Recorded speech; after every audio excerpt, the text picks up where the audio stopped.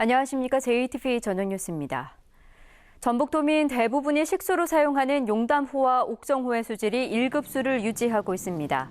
지난달 기준으로 용담호의 화학적 산소 요구량 COD는 2.6ppm으로 지난 2004년 이후 1급수를 유지하고 있습니다. 또 옥정호의 COD는 2.7ppm으로 지난해 이후 1급수의 수질을 유지하고 있습니다. 내년부터 무주와 장수 부안에서 오래되고 낡은 상수도관을 현대화하는 사업이 시작됩니다. 환경부는 이들 3개 시군을 노후 상수도관 현대화 사업 대상지로 정하고 내년에 112억 원을 투자하는 등 2021년까지 749억 원을 들여 노후 상수도관 103km를 교체하기로 했습니다. 출산 정책의 강화로 지난해 완주군의 신생아가 크게 늘었습니다. 완주군은 지난 2013년과 2014년에는 새로 태어난 아기가 800명 안팎이었지만 지난해에는 100명가량 증가한 902명으로 전라북도 14개 시군 가운데 4번째로 많았다고 밝혔습니다. 올 추석 연휴에 고속도로를 이용하는 차량이 지난해보다 크게 늘 것으로 예상됐습니다. 한국도로공사 전북본부는 올 추석 연휴에 지난해보다 8.1% 많은 하루 평균 31만 대 차량이 고속도로를 이용하고 특히 추석 당일에는 연휴 기간 가장 많은 46만 대가 이용할 것으로 예상했습니다.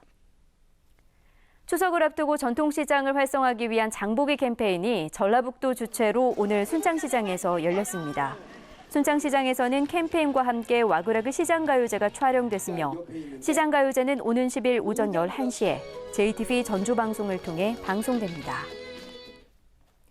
추석 연휴 전후로 발생하는 소비자 피해를 신속하게 처리하기 위해 상담 창구가 운영됩니다. 전라북도 소비생활센터와 한국여성소비자연합 소비자정보센터는 오는 23일까지 함께 상담 창구를 운영해 택배와 선물, 상품권 등 추석과 관련한 소비자 피해를 처리하기로 했습니다.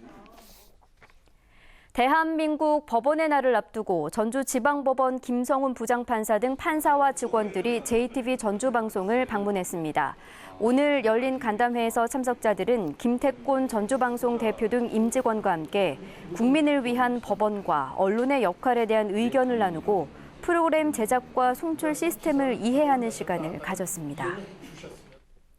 네, 잠시 뒤 방송될 JTV 8시 뉴스 예고입니다. 7순인 경비원들이 반년 넘게 쉬는 날도 없이 일하다가 부당 해고됐다는 주장이 제기됐습니다. 업체 측은 정당한 해고라고 맞서고 있습니다. 에코시티의 대형마트의 입점을 허용하지 않겠다던 전주시가 주민들의 반발이 커지자 대형마트의 파급력을 따져보는 용역에 나서 기존 입장이 바뀔지 주목됩니다. 오는 28일로 예정된 부정청탁 방지법, 이른바 김영란법의 시행을 앞두고 각 기관단체마다 대응에 분주하지만 첫 시행인 탓에 여전히 어렵고 헷갈린다는 반응이 대부분입니다. 익산 금마면 주민과 시민단체들이 제7공수 특전여단의 이전을 추진하기 위한 협의체를 구성하고 본격적인 이전 논의에 나서기로 했습니다.